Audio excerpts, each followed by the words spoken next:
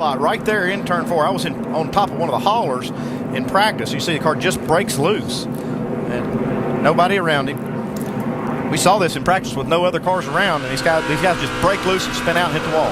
On board, Patrick Carpentier. You can see the 37. Got a car up high. Stay down. Start rolling out easy. Roll out easy.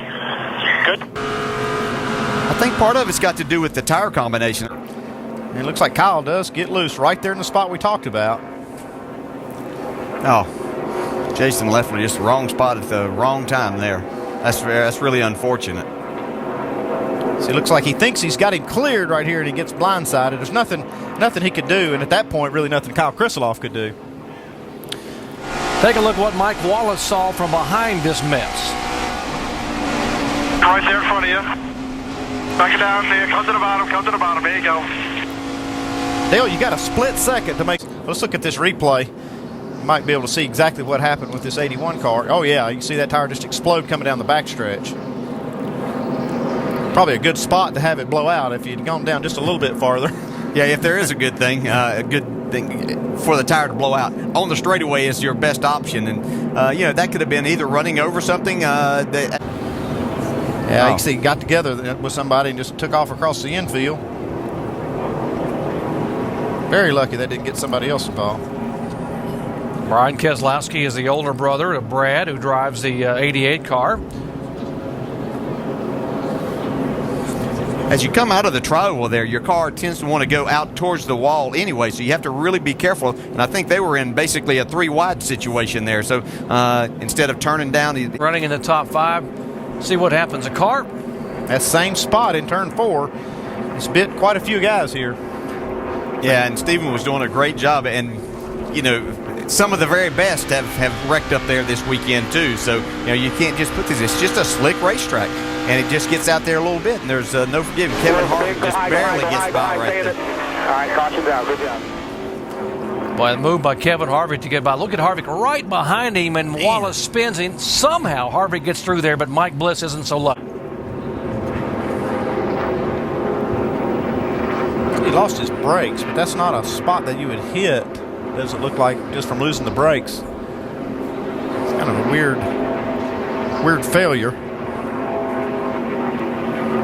It's basically coming off the corner. Yeah, but it might have just gotten him, by losing him down into the corner, it might have gotten him in there harder, and he was just trying to drive it off the corner, just snapped around right there. That looks like he must have had a problem. I don't know. It'd be interesting to see. We see the right rears up, but there's just no forgiveness in these tires right now. Very reminiscent of Stephen Wallace's car where he just snapped around up there. He also pancaked the left side. All right, guys, this was fun. Hit the wall. That same spot in turn 4. It's just like, it must be that that one spot has less grip than the rest of the racetrack. I'll tell you one thing, though. If I look at these flags, Dale, these flags are blown. So we had a camera right on Kyle. He's lucky he was up high when that thing blew out. I think maybe he felt something. Yeah, that lessens the blow just a little bit. But as you said, it's unfortunate. They had 2 fast race cars, and now they're taking 2 wrecked race cars back to their shop. Right in front of Mark Martin, and just right there against the wall.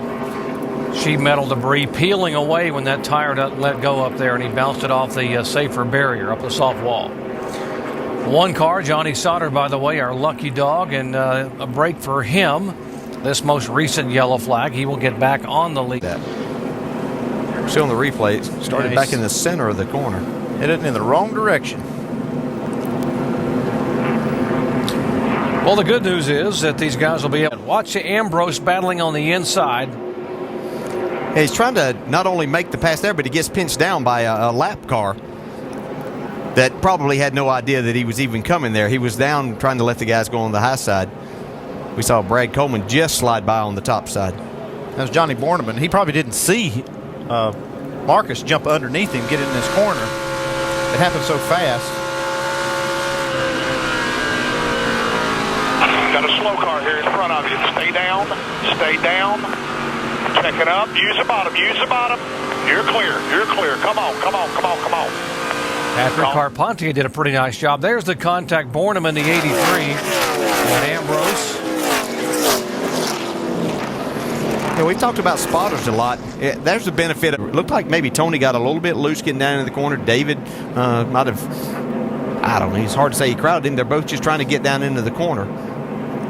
I'm going to bet we have two different opinions on what happened there. You think? Let's see what Tony Stewart's onboard camera showed us as they were down there trailing. Dale was just talking about how They're all around. that inside is just so tough. Still clear. See, you just Spin behind you. Spin behind you. 99.20.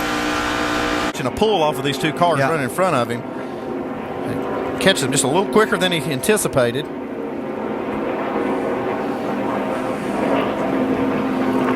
I actually think Mark thought he could give Carl just a little bit of a push right there, enough of a tap that it wouldn't do this, wouldn't create this situation, but it would be enough of a situation maybe to try to propel them by the 88. Looking over from the top lane behind the 88. Carl Edwards' 60 car, Keselowski, and there's the contact. Mark, I got in the back of us there.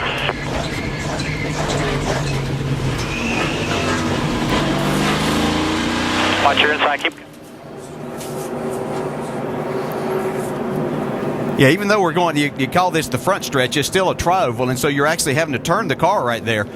And so the car gets a little bit light, and you get just a little bit. You can see Carl actually turning a little bit to the left to go through the dog leg, and just as he was doing that, Mark